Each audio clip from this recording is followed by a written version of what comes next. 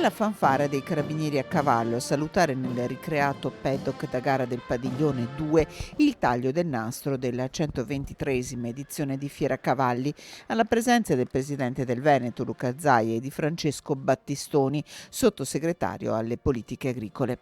Dopo la sospensione del 2020 causa Covid, l'evento riparte con 300 aziende da 10 paesi del mondo. Non avremmo mai pensato di interrompere per 20 mesi questo rapporto con un mondo che è unico e siamo la vetrina più grande al mondo.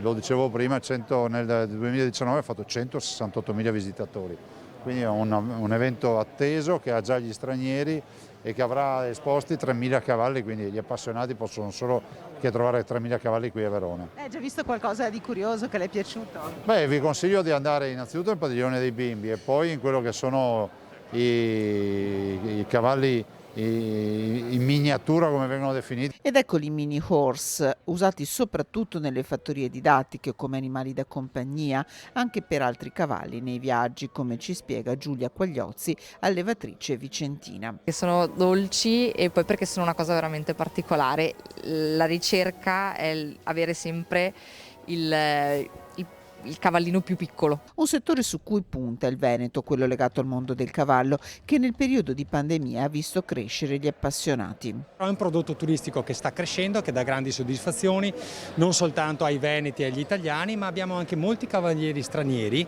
che vengono nel nostro territorio a testare quelle che sono anche alcune vie che abbiamo inaugurato e che stiamo realizzando. Cito per tutte la via delle Prealpi, che da Vittorio Veneto arriva fino alla Lessinia, quindi taglia tutta la pedemontana veneta.